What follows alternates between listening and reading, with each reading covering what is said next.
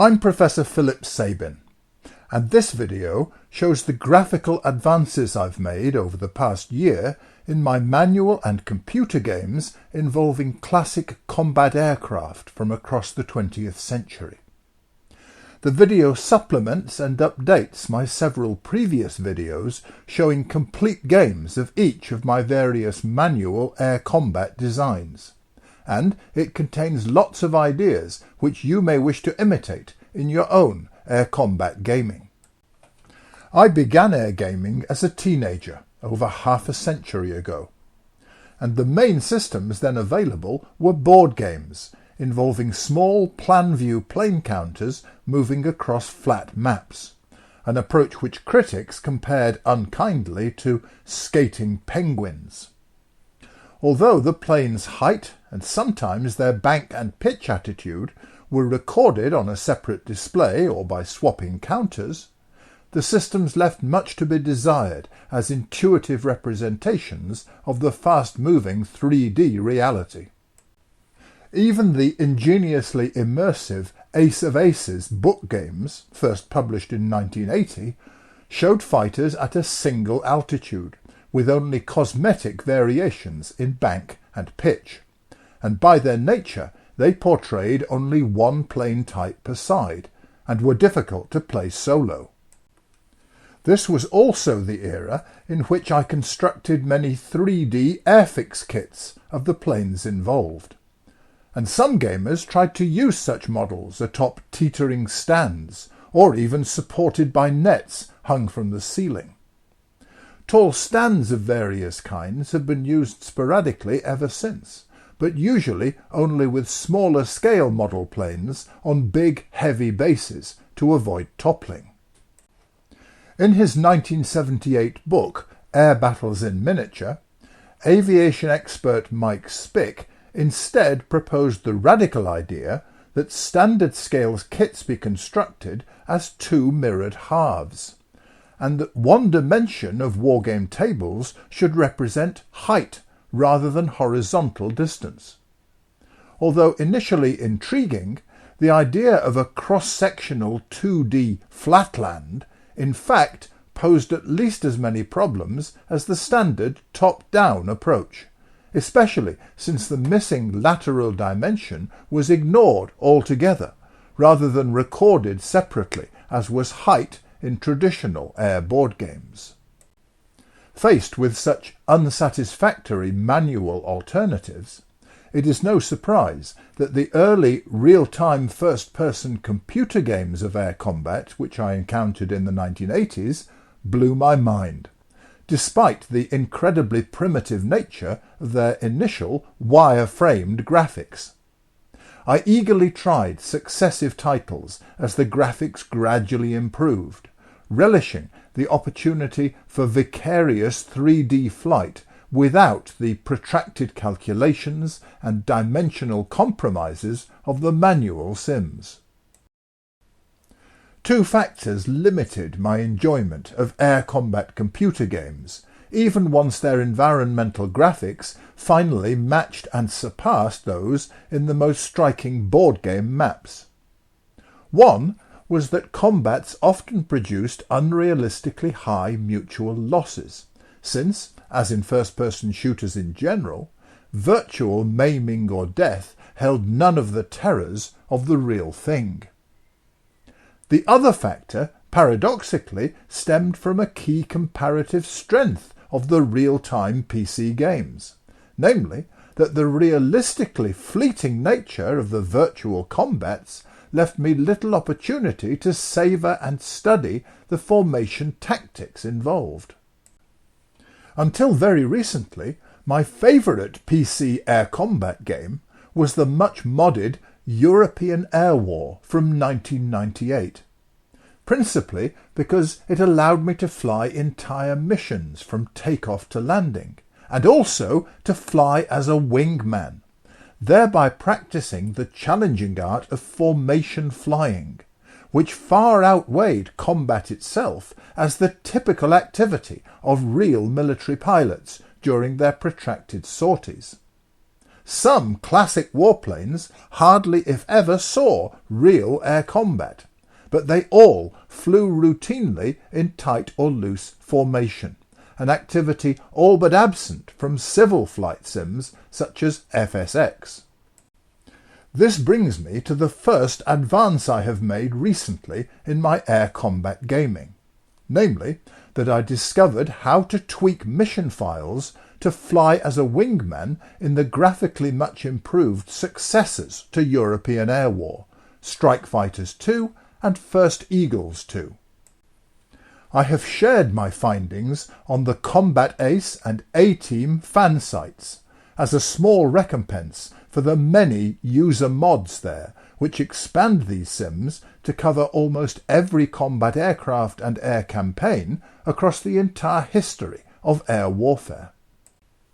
While browsing combatace.com, I found a similar recent post by Starry, which at last allows the 3D clouds in the sims to be brought down from their unrealistically high but hard-coded altitude. Using the two tweaks in combination, I have since enjoyed many happy hours jockeying stick and throttle to fly in formation through and above the patchy clouds, in a wide variety of classic aircraft, a far more challenging and satisfying alternative to simply observing my own lead plane from a fully controllable external camera view. Most PC air gamers prefer to lead their flights, and to fast forward for a succession of fleeting and disembodied combat encounters. But for me, this is where manual air games retain their utility, despite computer sims now having reached full maturity. I get just as much enjoyment from modelling the brief but crucial episodes of actual air combat in slow motion and forensic detail in manual sims, where I can study and savour factors like energy management and cooperative bracketing tactics, instead of just engaging in confused flurries of first-person aerobatics. My continued interest in manual air combat gaming prompted repeated efforts to solve the long-standing conundrum of how to represent the fast-changing 3D reality with inanimate physical components rather than the magic of electrons. At first, I merely added some novel tweaks to traditional 2D board game approaches, such as differently sized counters to show different heights in my top-down Angels 1.5 system, or abstract lateral slices within the rectangular boxes in my Dogfight and Canvas Aces conversions for the 2D side-scrolling games Wing Leader and Winged Victory, based on Spick's cross-sectional abstraction. I soon replaced these lateral slices in my own playset with nested perspex stands, which raised the side view counters physically above the map surface by a varying amount. The trouble with this more literal representation was that since the player's viewpoint was from the side of the table rather than directly above it, the 3D effect looked rather strange. In 2023, I addressed this problem in Canvas Aces by flipping the display back to a traditional top-down perspective, with the perspex stands now showing height within the rectangular boxes, rather than lateral displacement. In Dogfight, I went much further, creating a higher resolution spin-off design called Dogfight Full Circle, which not only returned to a top-down perspective, but also switched to hexes and 6-point facing, at the cost of height having to be shown by small piles of wooden blocks, rather than the taller but wider perspex stands. Both new game sets adopted the key innovation of adding small plan view counters cannibalized from other games, allowing the larger side view counters to be shifted onto separate energy tracks. This removed the need for tracking dice, since the plan view counters could be shifted forward or back as a less obtrusive general indication of their speed. There matters stood until 2025, when a series of chance discoveries and inspirational interactions among my many air designs combined to revolutionise the appearance of my own air combat games. What started the ball rolling was the idea of mounting some of the wonderfully light Battle of Britain plane models I'd acquired at a knockdown price from the Plastic Soldier Company, atop links from my daughter's Wacky Tracks toy, so that they could bank, climb or dive in any combination.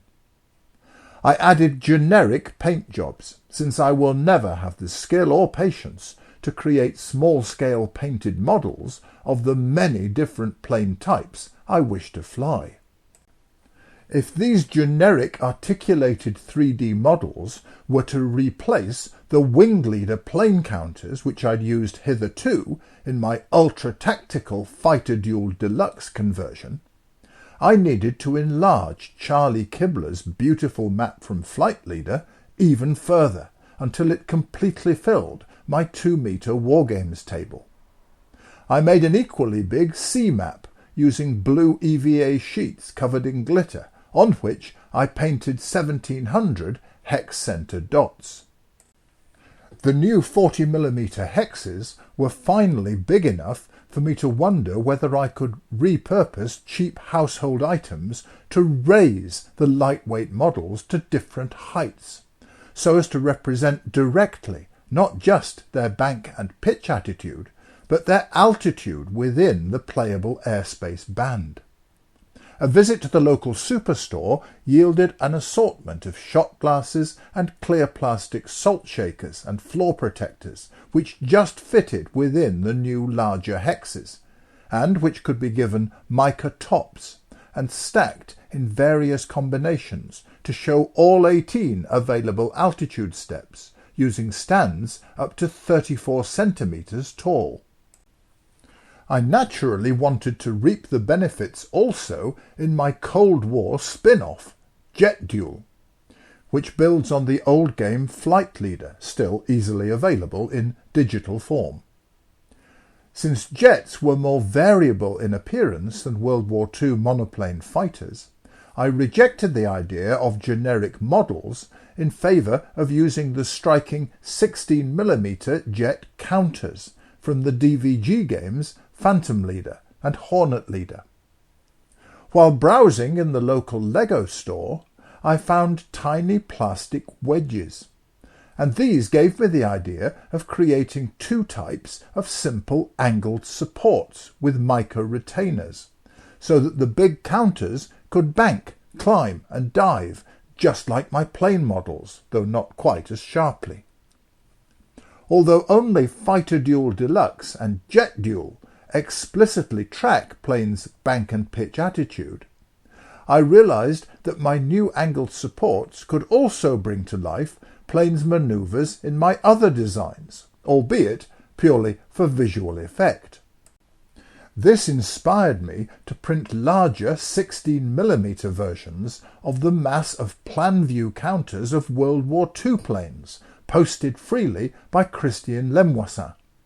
with their brightness reduced to turn the background from white to the same low-contrast grey used on my blocks and supports. Rather than attempting the daunting task of mounting and separating the many thousands of counters in advance, I keep the sheets as a resource and construct only the few counters needed for each scenario I play. These articulated counters serve not only for Dogfight Full Circle, but also as a type-specific alternative to my generic plane models in Fighter Duel Deluxe, especially useful when the combatants are not low-wing single-engined monoplanes. Aircraft flying straight and level use 8mm blocks to raise them to the same median height as those using angled supports. My generic plane models are even more suited to my simple and luck-free Fighter Duel Lite spin-off,